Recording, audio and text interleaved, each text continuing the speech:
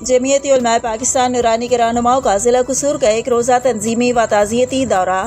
آپ کو آگاہ کریں گے پتوں کی بھگیانہ کلاں سے میو نیوز کو موصول اطلاعات کے مطابق جمعیت علماء پاکستان نورانی کے مرکزی صدر ڈاکٹر صاحبزادہ ابوالخیر محمد زبیر کی ہدایت پر ضلع قصور میں تنظیمی رابطہ مہم کے سلسلے میں ایک روزہ دورہ کیا گیا۔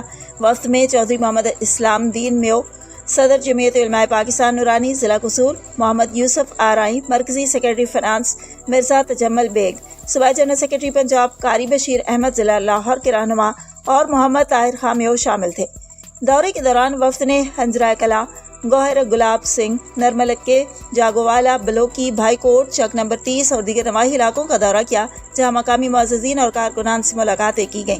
اس موقع پر تنظیمی امور، عوامی مسائل اور جمعیت علماء پاکستان نورانی کی سرگرمیوں پر تفصیلی تبادلہ خیال کیا گیا۔ بعد ازاں وفد نے آستانہ عالیہ الور شریف میں صاحبزادہ فیض محمود الازہری سے ملاقات کی۔ یہ ملاقات محمود آباد گھنٹے کوٹ رادھاکشن روڈ پر ہوئی، جس میں باہمی دلچسپی کے امور اور تنظیمی معاملات پر تفصیلی گفتگو کی گئی۔ دورے کے اختتام پر وفد نے بھگیانہ کلاں میں علامہ قاری محمد مرتضیٰ نورانی کی رہائش گاہ پر ان کے والد محترم کے انتقال پر تعزیت کی۔ وفد نے مرحوم کی مغفرت، درجات کی بلندی اور جنت الفردوس میں اعلیٰ مقام کے لیے دعا کی، جبکہ سوگوار خاندان سے دلی ہمدردی اور تعزیت کا اظہار کیا۔